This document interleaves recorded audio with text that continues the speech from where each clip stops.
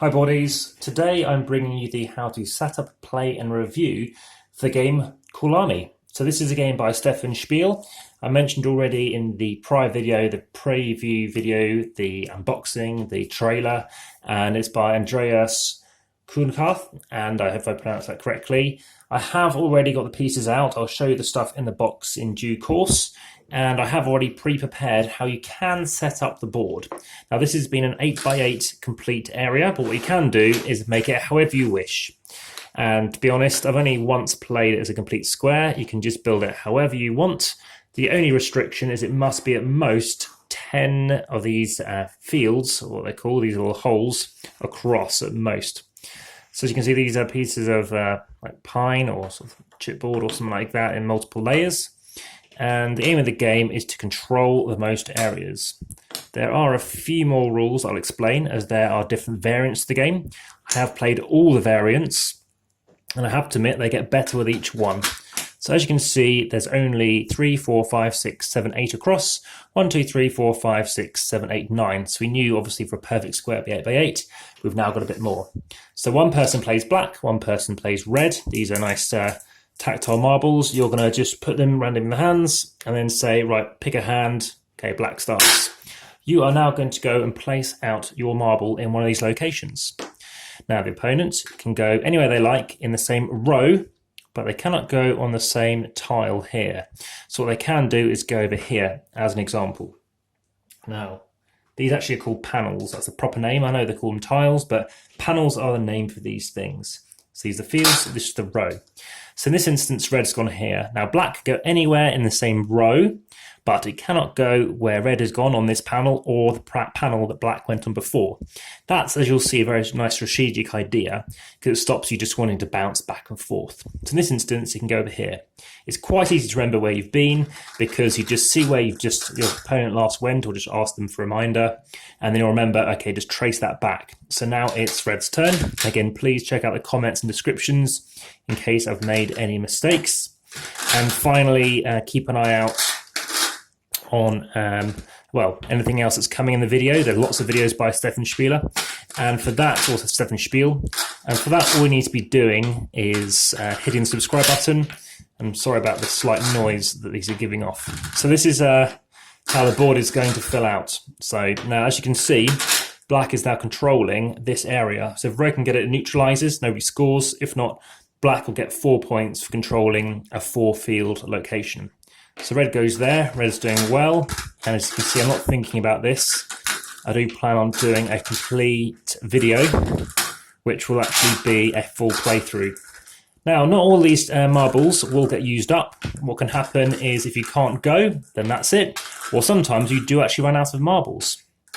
If you run out of marbles, so obviously we're going to break this apart in due course, and you'll see what happens. Black can go there, red's going to go over here. As you can see, I'm not paying any attention to actually try to get a good score for either party. Oh, these are noisy, apologies. And then red is going to go over here, and we're going to do a complete thing. So this is game 1, or game 0. If you want to, I think it's red's turn. So if it is game 1, what you're going to be doing is you're going to be building area. So what you do with area is you're going to see the largest area possible. So imagine the game ended like this. So black would score 5 points. The largest for red is 5. 1, 2, 3, 4, 5. Imagine red had gone there. In fact, I can't even remember where it last went. And what would happen is whoever has the biggest amount, you subtract the largest amount for the other player, and then that difference, say it's 2, you're going to get a score of 2 plus these panels that we're going to score later. Can't remember where he went now. And so that's game 1. What game 2 does is you're going to count diagonals. So if you have at least 5 across, like here for red, you're also going to score 5 points for any time you have a diagonal. If you have a 6 one, then you're going to get 6 points. So you're going to be quite encouraged to try and make sure you go for those intersections. Can't remember where we went, and I think I've gone the wrong location, but we're just going to start placing things out. And then scoring. Now, so game 2 is about those diagonals. Game 3, again, I think I've goofed somewhere there, is basically the combination of everything I've already said. So you're going to have the diagonals. You're also going to have the... so here we go. I've gone here, and now red can't go. So I must have jumped ahead because Obviously, I've got a different amount here. Let's just chuck it out here out of interest. So now I'm going to score up. So firstly, we're doing this on level 0.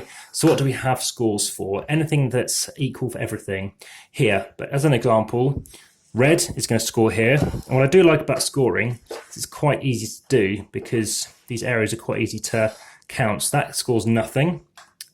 Red, and these, as you see, they don't fall off. You can slide them across. That's generally how I like to do it. Let's do black scores there, red scores there and there.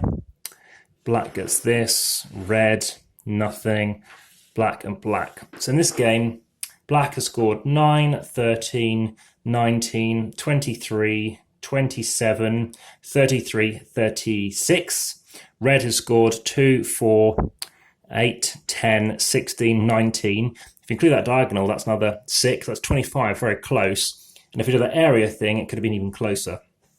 So aside from that, like I said, the rules are very straightforward. It's in 5 languages. This tells you about, as I said, those chains, those diagonals, and laying out the board. You can have any kind of combination you like. And in terms of the different levels, as I mentioned, you can do lots of things there. In terms of the box, it's very nice. Apologies for just knocking that. What you can do is you put your bags, which represent the different marbles in these small ones, and then these larger things, these tiles, these panels, can go in those ones. So the marbles, for some reason, slight dustiness to them. I don't know what that's about, but very nice to hold on to and to play with whilst you're waiting for your opponent to take their turn.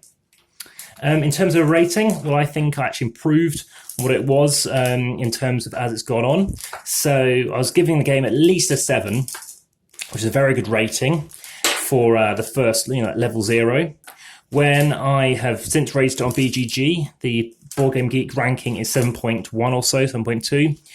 I'm actually going to give this closer to a 7.5. For each different scenario that I've played, that's actually improved for me, the gameplay, just because you're starting to think more tactically about, well, I really want to keep my opponent from not going in that location, or I kind of want my opponent to kind of go there. It's one of those games where, as the game progresses, things are starting to flesh out, and early on you can kind of go wherever you like. Maybe just try and focus on dominating, and trying to get yourself 2 on here, and you're guaranteeing yourself 3 points. Obviously, going 4 on one location isn't any good unless you're playing level 1 where you're trying to get the most area, where of course that's very good.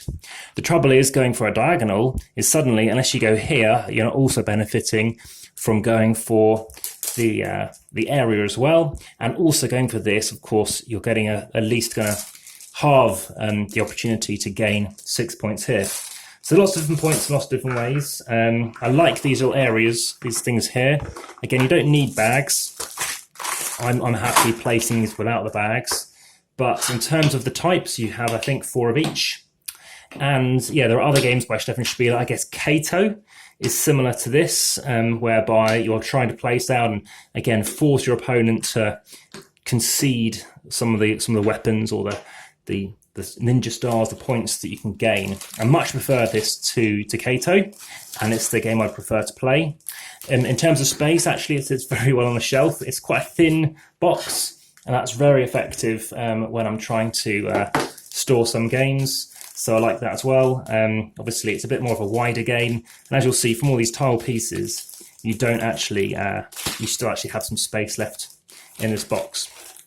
Obviously, you'll have seen the weight video if you've seen the other video. So it weighs a little bit with these marbles, but we're only talking about 700 grams. But no, I like this one very much. In terms of the other Steffen Spieles, I would say this is probably one of the higher ones. I haven't fully looked into my rankings yet. I might need to do some kind of ranking association.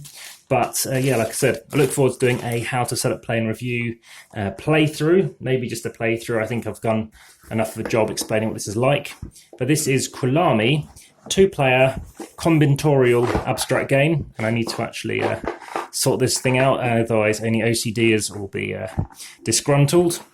But there we have it. We have Kulami, the abstract strategy board game. All the best, enjoy that, and thank you very much. Bye for now.